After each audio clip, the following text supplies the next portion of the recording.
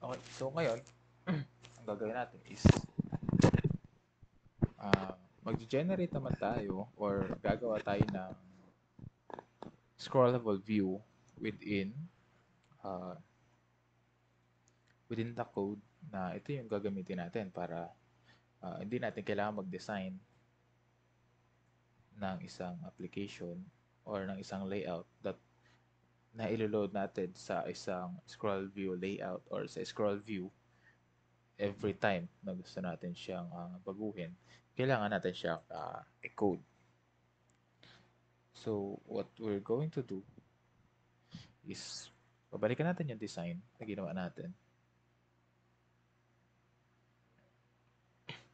Sa designer, kailan tayo nag-design nun is so that makuha natin agad yung gusto natin gawin. And doon tayo magbe-base. Hindi yan.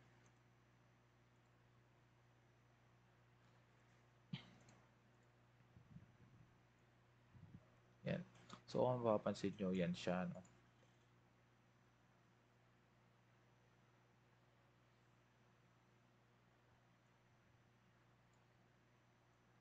Yan yung kanyang design.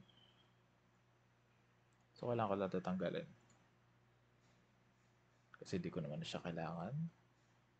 Kailangan ko rin siya tanggalin sa code.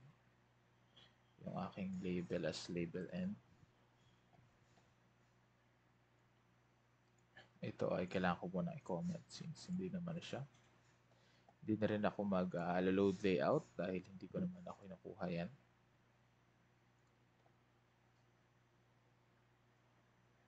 So, itong ating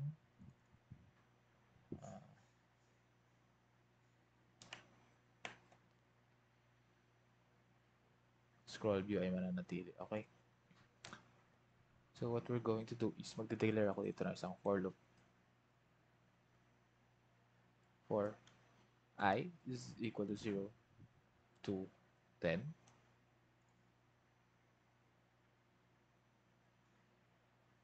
Ayan.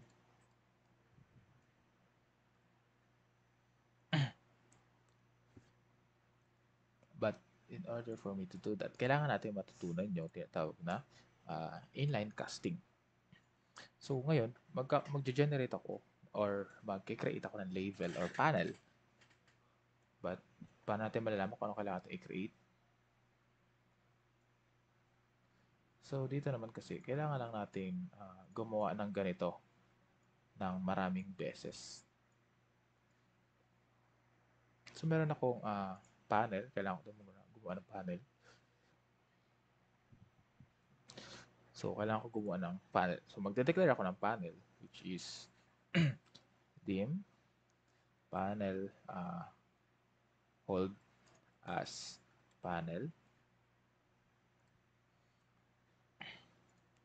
Kailangan ko siyang ma-initialize. Panel hold dot initialize. Tapos, sa isang initialization, kailangan daw ng event name, which is hindi ko muna lalagyan. And kailangan makapag-add ako sa view ng kailangan ko mag-create ng panel, which is, or ilalagay ko siya sa loob ng scroll view.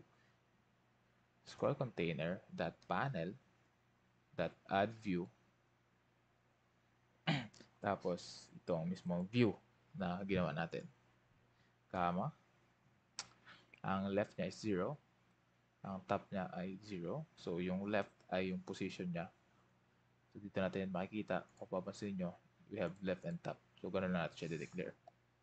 0, comma. Yung width, ano yung haba daw niya? Gamitin natin ang 100% x. Ibig sabihin, ito yung percentage ng haba ng width ng kanyang parent or ng kanyang ng device, no? Gaano kahaba or gaano kalapad yung device. And ang height niya is like say natin dito, ang height niya is 70. Gawin natin siyang 70 DIP. Then that's it. Meron na tayong dapat meron tayong panel na mag-a-appear.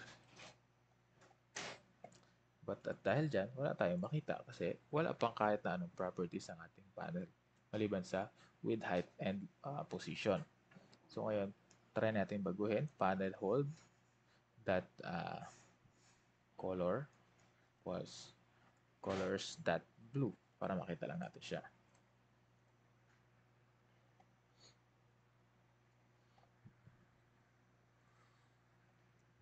Yan. So, ito siya ngayon. Siya yung nag-a-appear as color blue. So, sa ngayon lang naman yan. Then, sa loob niyan, gayahan natin to. Maglalagay tayo ng isang label. Declare tayo ng label. Dito. Dim lbl dot as label. lbl dot initialize. Huwag natin siyang lagyan ng event name kasi hindi naman natin siya kailangang i-trigger. So, ngayon, balikan natin. Ano ba yung width and height niya? So, ang width niya is 10, ang height niya is 10, ang left niya is 15, ang top niya is 26. So, kailangan ko siyang i-add doon sa mismong panel hold para yun ang kanya maging parent. So, punta tayo kay panel hold dot add view. Ano yung pangalan na i-add natin? We have lbl dot, comma. Ang left niya ay 15 at 26 ang top. 15 DIP, 26 DIP, comma. Ang width niya is 10 DIP, comma. 10 DIP ang kanyang height. So, try natin. Baguhin din natin ang kulay. No? We have lbl dot color equals colors dot red. Yan. Try lang natin. Kung magkakaroon siya ng bilog. Yes, meron tayo. Pero siya ay kwadrado. So, later on natin yan babaguhin. Then, next na gagawin natin is, sa loob daw ng panel, meron pang panel. So, what is the shortcut key to uncomment all block? So, meron akong panel na merong lamang label at meron lamang dalawang label pala. So, meron siyang lamang dalawang label. So, mag-add ako ng isa pang panel. Panel. Pwede natin siyang tawaging question container or panel Q container. Tapos, kailangan din natin siyang initialize. We have panel Q dot initialize. Then, ang kulay na ilalagay natin sa kanya ay color equals colors dot green. So, pero syempre, bago siya mag-appear doon, dapat i-add natin siya. We have panel hold. So, kasi lahat ng yon ay hinahawakan ng panel hold. So, we have panel Q, comma. Ang width niya ay hindi natin ma-measure. Pero kailangan natin pagbasihan ng kanyang left and top. Ang left niya is 2, ang top niya is 1. Left niya is 2, comma. Top niya is 1, comma. Ang width niya is yung kanyang parent.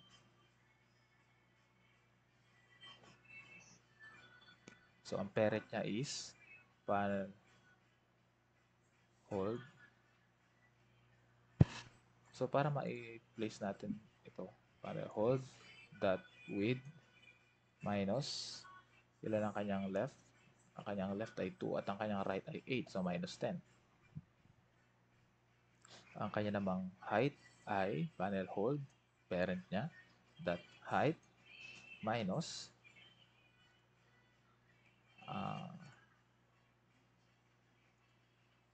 wait lang. Tama ba ginagawa ko? Mali. Label pala na po papasihan ko. So, ang left niya is 38. Ang top niya is 2. 38, 2. Panel hold that width. We have edge distance of 2 and 8. So, ganun din, 10. Ang top niya is 38 at 2. So, meaning ay minus 40. Yan. But, maaaring magkaroon tayo ng problema dito sa pag-create natin because meron tayong yan. So, ito, no? Di siya nagiging ganun sa gusto nating mangyari. So, that happens because huli nating nalagyan ng width and height yung mismong panel. So, dapat siya ang una nating i-add sa view pagkatapos niyang ma-initialize. Yan. Kasi yung scroll container, meron na talaga siyang width and height that is based on yan. So, ganito siya dapat.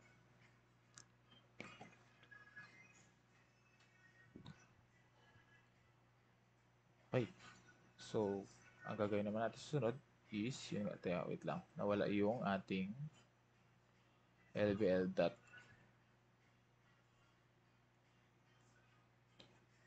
Tanggalin natin yung mga unit ng DIP.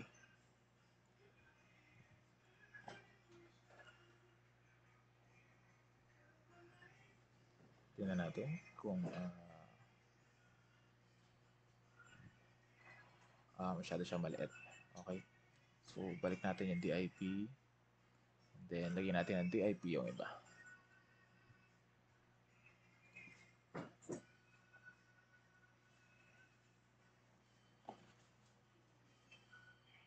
Then, try ulit natin i-run kung tuba na ba siya dun sa inaasahan natin.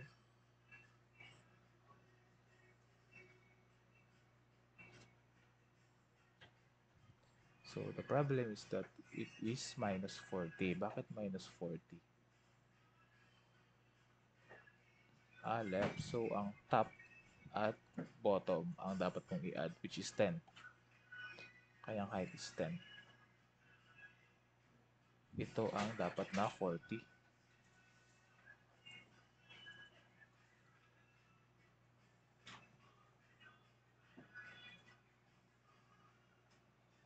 Ayun. So, sumakto na siya. So, next, maglalagay tayo ng label. Ito naman, yung label na to. So, ang ginagawa naman label nito is, siya yung may hawak ng question. Din, LBL Q. Tapos yung isa naman is LBL answer. So, LBL A. Ans na lang. Yan. Tapos, initialize din natin sila. LBL Q. LBL ans. Okay. So, after that, i-add natin sila sa parent nila. Ang parent nila ay ito, which is panel 27. Nandito sa akin ay panel Q container.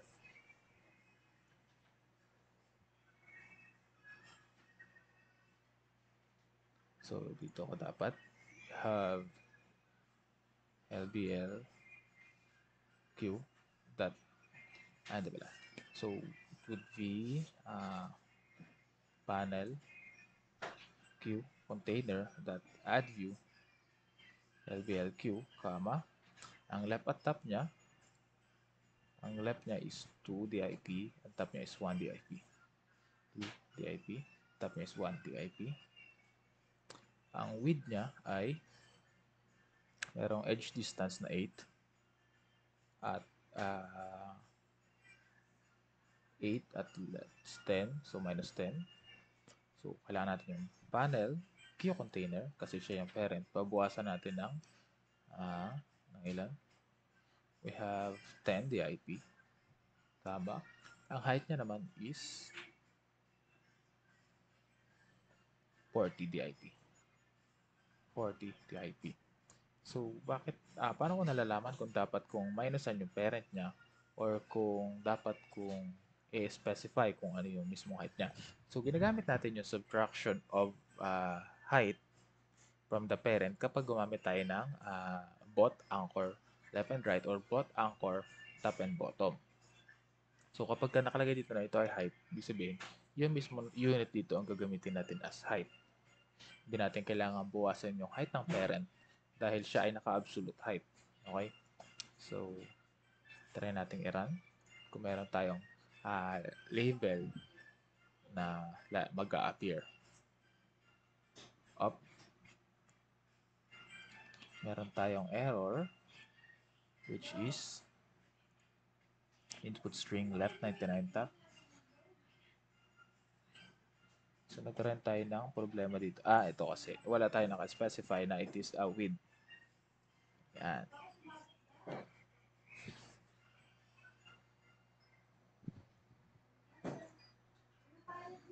Ayun. So, meron tayong label. Ang problema, di natin makita. So, kailangan natin gawin ang label Q.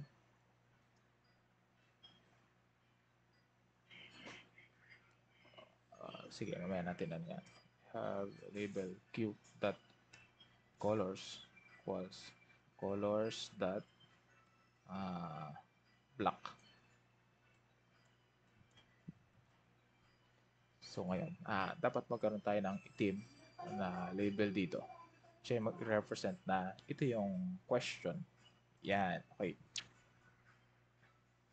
So, next na gagawin ko is I'm going to have ito. Yung isang label na to. Which is okay. So, yan. Yung label naman for correct answer ang dapat natin ilagay. So, declare tayo ulit. Meron na pala tayong declaration na initialize na rin natin siya. Ngayon naman is i-add natin siya sa container. So, panel Q container that add view or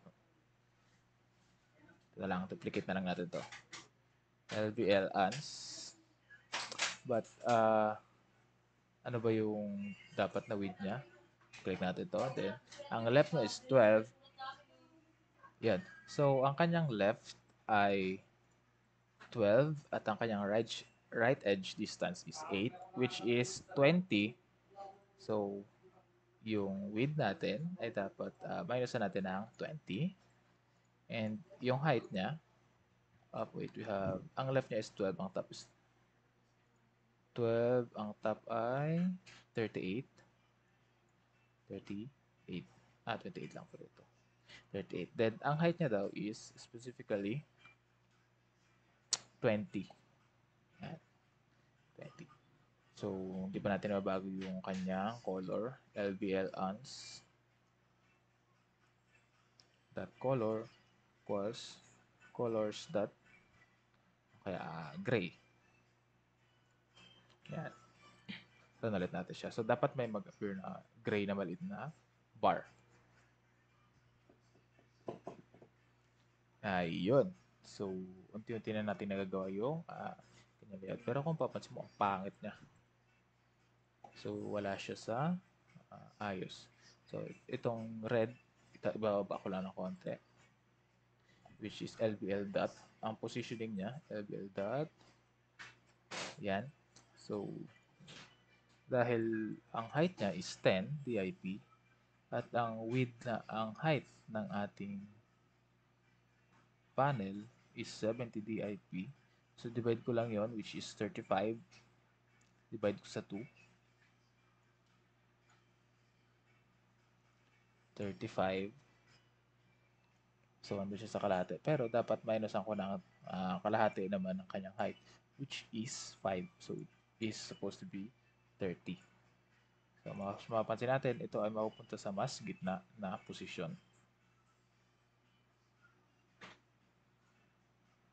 Teka. Yun ang masod.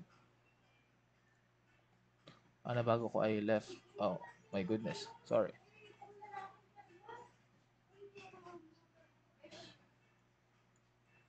Yan, naging 30 DIP. Try natin i-run ulit. Yan. So, yan. Nasa gitna na siya. Okay. Sa gitna na siya ng uh, vertical axis or within at bottom and top. Okay. So, ngayon, ang gagawin naman natin is aayusin natin yung design. So, yung kulay blue, dapat din natin siya nakikita. So, tanggalin natin yung blue na nilagay natin. Then, syempre, dapat lahat naman yan, hindi natin nakikita, di ba? Maliban dito sa red. Yan. Yung red, na dapat ay bilog. Yan. So, gagawin natin siyang bilog. Ano ba yun? We have LBL dots. Yan. But, in order for us to do that, kailangan natin baguhin yung background. So, kailangan natin mag-declare ng isang color drawable. So, i-ano natin siya as .color color drawable. .col .initialize color as int we have colors .red comma at ang kanyang radius which is assuming gawin nating 10 dip since ang width and height niya is 10 para maging bilog siya. Okay? So, run.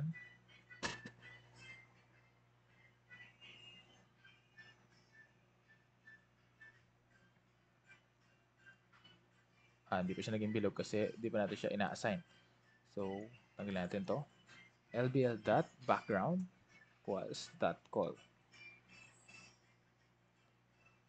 So, ginagawa ng code na to is, yung dineclare mong color drawable, which is merong kulay na red at merong 10 dip na radius, binibigay mo siya as background dito sa lbl dot. So, kung papansin nyo, ayan, naging bilog na siya. And, next naman is itong kulay green. Dapat ito ay hindi siya ganito. Dapat ito ay round.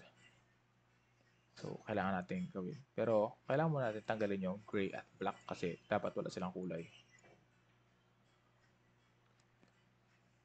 Okay, so and then yun, try natin i-run kung ano meron tayo ngayon.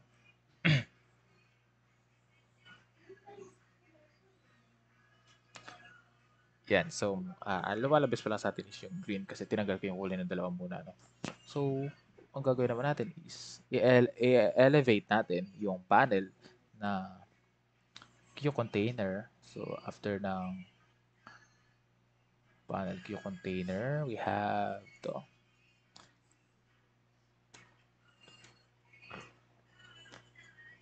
elevate or yung elevation niya equals natin sa 10 DIP para malaman natin kung ano yung nangyayari.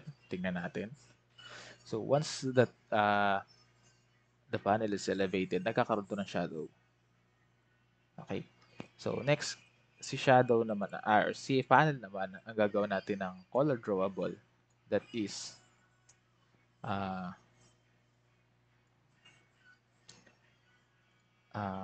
tawag dito, that is rounded. Yan. We have panel call that, hindi, panel Q that container that background is equal to panel call. Meaning, yung kulay niya. So, pero siya hindi dapat na red, kundi that white.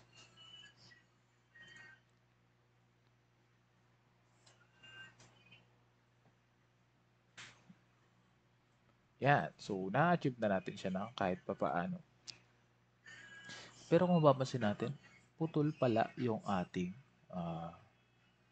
gilid. So, we're going to try to find out kung bakit. So, meaning, si panel container, nung inad natin siya ito, 38 DIP ang kanyang left. Ang kanyang top ay 2. So, meron siyang right edge distance na 2 at ang left na is 38, so which is meaning 40 DIP, which is tama. Pero siguro, nagkakaroon tayo ng problema dito kay mismong parent nila, which is panel hold. So, ang kanyang sukat is 100% X, which is currently nagiging mali. So, try natin. So, si panel hold, lagyan natin ang kulay. Panel hold dot color equals colors dot blue.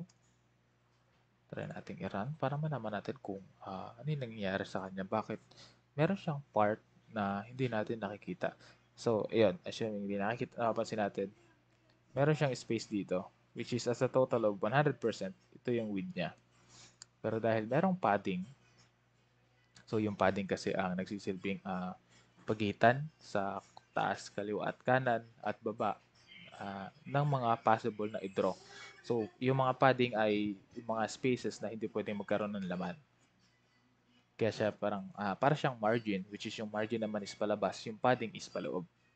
So, what we're going to do is to get that padding. Titingnan natin yung try natin tanggalan ng padding ito, yung panel. We have container dot panel dot equals array assign t, tapos yung dot panel dot padding. Try muna natin yan. Baka ang may padding ay yung mismong yung mismong container lang. So hindi pa rin. So meaning meron talagang padding yung mismong panel dot panel dot padding. Yan. So itong mga 00 na nakita natin, these are the spaces na nagko-correspond sa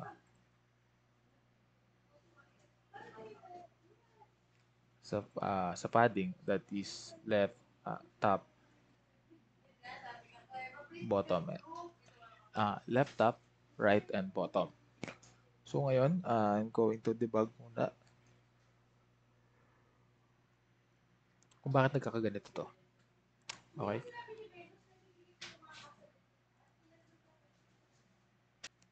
Okay, so nakita ko na. Yun ang aking problem.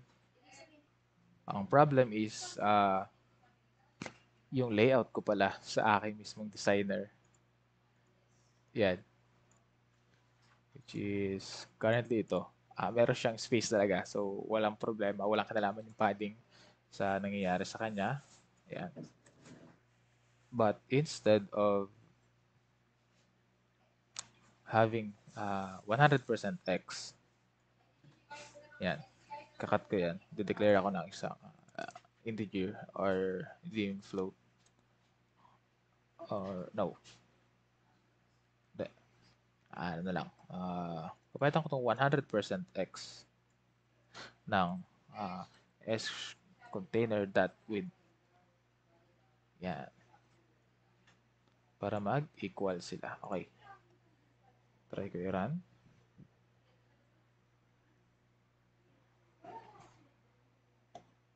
Yan. So, hindi na napuputol. Hindi na napuputol yung aking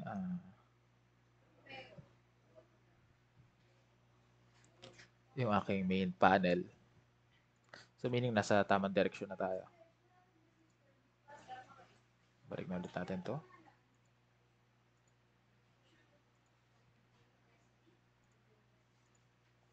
Question yan. So, try ulit natin i-run.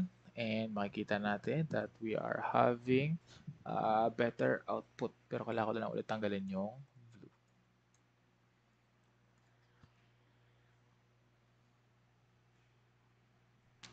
We are almost the same. Yan. Halos parehas na sila. Pero ang problema ko lang is masyado atang mataas yung elevation ko. Tingnan natin.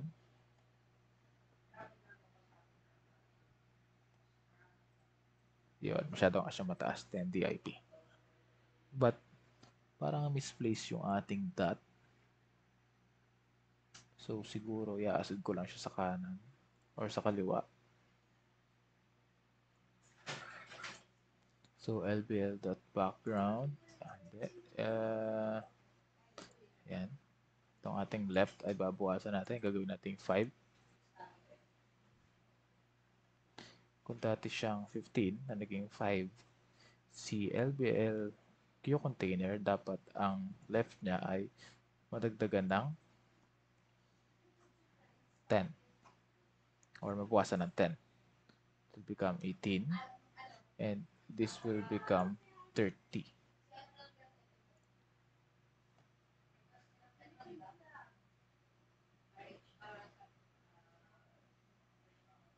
Up. Balik tayo. Sobrahan.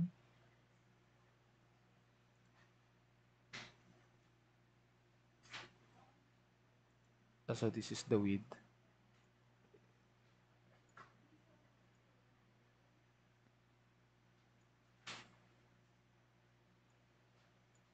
Siguro to ay dapat 5 lang ang binawas ko. Yan, try natin i-run. Okay, so ito yung ating naging result. Which is, naging pantay na siya dito halos. Tapos, nagkaroon naman siya ng space dito, which is dapat buwasan natin yung space. Meaning, dadagdagan natin yung height. Babawasan natin ang deduction. So, ito magiging 30 DIP na lang.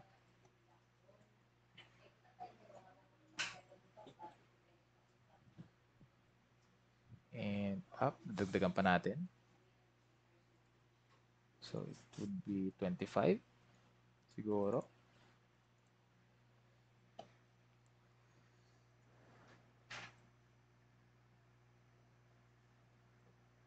Yan. So, that would be much better.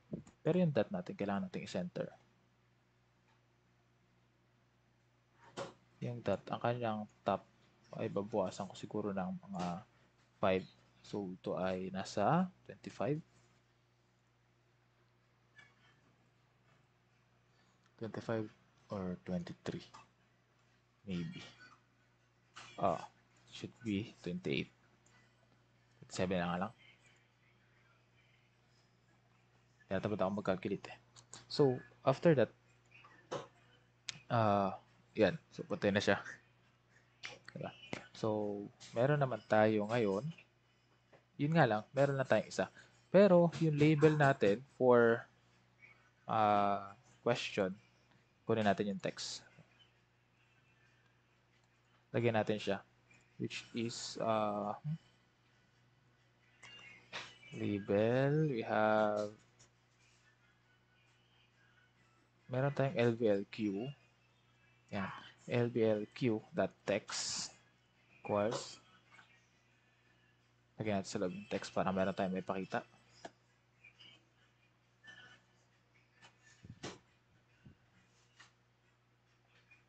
Yun, meron na.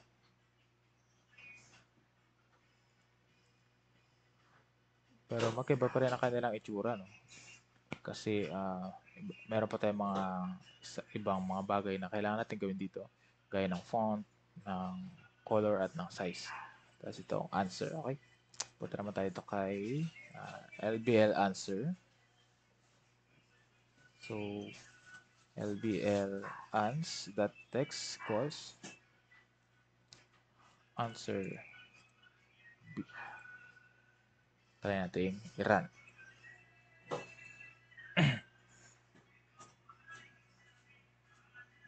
So, yan. So, nakapag-generate na tayo. Meron na tayong answer, meron na tayong question. Kukunin naman natin ang kanilang size. Ang font size nila is 16. So, dapat si LBLQ text size is equal to 16. Si LBL ans that text size is equal to, ilan ang kanyang text size? 13.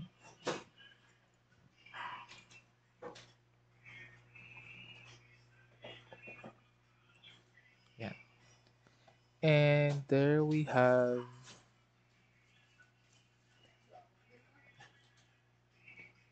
yan. So siguro kailangan lang natin dagdagan ng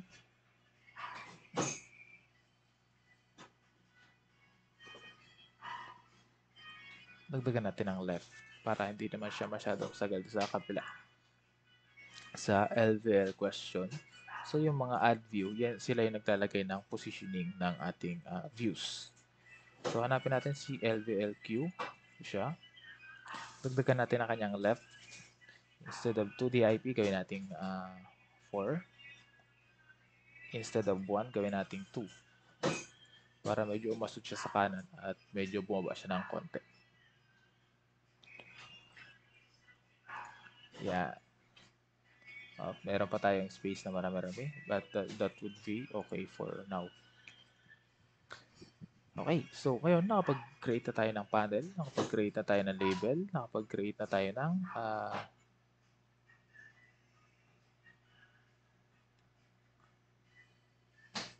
label sa loob ng panel.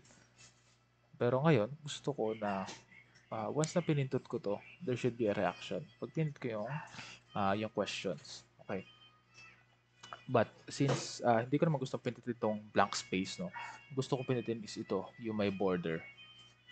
Which is presumably that would be the panel queue container. So sa panel queue container, kailangan ko hanapin yung .initialize and maglalagay ako doon ng event name, which is yun yung tatawagin kong event once na pinindot ko yung panel. So for example, we have panel queue container. Kadalasan kung ano ang pangalan ng panel or ng views, ganun din ang kanilang event name. So copy lang natin yan, panel queue container. Create ako ng panibagong sub. Sub is kaya underscore click. So meaning, si panel queue container, pag pinindot mo siya, yan yung magiging code niya.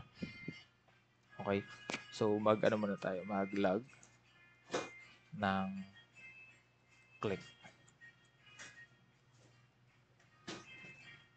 Meaning, napindot natin yung panel container.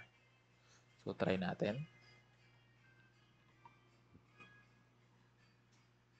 Yan. So susubukan kong pindutin yung panel. Yan, meron akong dalawa kasi dalawang beses ko na siya napindot. Yan. Every time na pipindutin mo siya, naglalag siya. So ngayon, sabihin, gumagana to. And kung ano yung gusto mong maging code or kung ano yung gusto mong mangyari, ano yung dapat ma-trigger once na pinindot mo yung panel or yung question, is dito mo siya ilalagay. Okay? So that is declaration of panel, adding it to the view, and handling the event. Okay? But since hindi lang naman isa ang gusto nating ilagay, so dapat meron pa tayong gawin. Natin auto format. Yan. So ngayon, gusto ko mag-create ng marami. Gusto ko muna mag-create ng sample. But how can I do that? Ito lahat na to. Kukunin ko lang yan. Kakat ko lang. Cut. Tapos lalagay ko lang siya sa loob ng isang for loop. And then, yung for loop na yan, yan. Sa loob na yan. Ibig sabihin, kung gaano karami yung laman ng for loop, ganun karaming beses ako magke-create ng ganitong layout. So, let's try to run.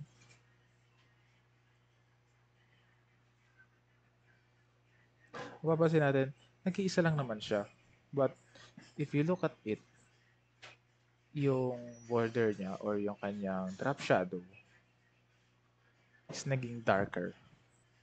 Why is that? Kasi yung 10 na yon is they are added at the same location. So yung mga shadow nila nagpatong-patong. So sa sobrang daming shadow, nangitim na masyado yung shadow. But so ang magiging problema natin dyan is that paano ko siya gagawin or i-add sa view ng pababa? Well, the only thing that we have to make adjustment is the PNL hold, which is ito siya. Mag-add tayo ng comment.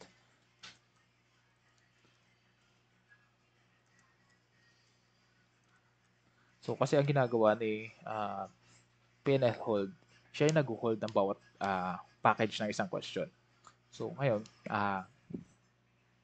meron tayong kay scroll view, ina-add natin doon lahat ng panel hold na magagawa natin. But dapat, every time na mag-add tayo, ilalagay natin siya sa ilalim ng isa pa. So, sabihin, ito ay pababa. So, ang dapat natin pakalaman doon is yung top. So, papansin natin, habang nagta-type tayo, lumalabas dyan, yung naka-bold. Ibig sabihin yan yung in-input natin, which is the top. So, para madagdagan natin yung top, dapat every time na maglo-loop siya, dadagdagan natin yung top. So, yung 0, i-multiply natin, or yung I, which is currently 0 sa first iteration, i-multiply natin siya sa height, which is 70 DIP. So, every time na maglo-loop siya, mag-a-add siya ng 70 DIP sa current na top.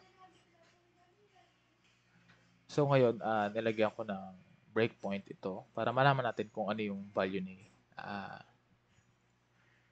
ni I. So, sa unang run, wait lang. Hindi nga pala yung gumagana sa release. Kailangan natin transform sa debug. Then run. So, the first run, yan, nandito pa lang tayo.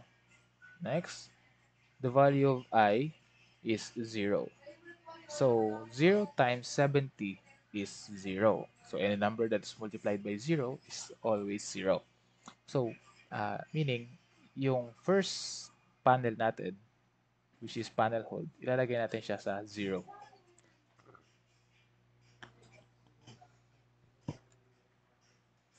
Zero yung kanyang top. But then, sa pangalawang iteration, I will become 1, which is, meaning yung top ng pangalawa natin is 1 times 70 is 70. Hanggang sa sumunod na sumunod.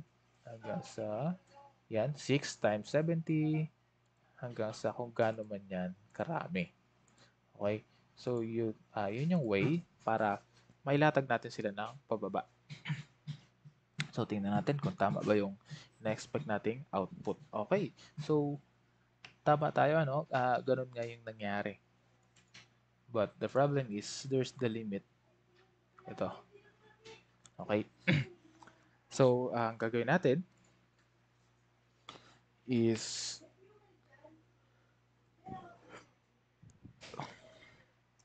test natin if yung ito na ba yung last, if I is equal to 10, then yung ito kasi, ang nagde-determine kasi kung gaano to kahaba, yung possible nating scroll is yung panel sa loob ng scroll view. So, kailangan ng scroll container dot panel dot height, kailangan natin baguhin yan, is equal to kung gaano kataas, which is I times 70 DIP. So, yung multiply natin siya kung gaano karami yung inad natin na panel hold, which is ang height ni panel hold is 70. But the problem is it start from 0, so kailangan siguro natin I plus 1. Yan. Times 70 DIP. So, try natin kung may scroll natin siya. Yun. So, nag-full view na siya. Kailangan na natin bilangin kung ito nga ba ay 11. So, we have 1, 2, 3, 4, 5, 6, 7, 8, 9, 10, and 11. 1, 2, 3, 4, 5, 6, 7, 8, 9, 10, 11. Okay. So, meron tayong 11 na panel sa loob ng scroll view.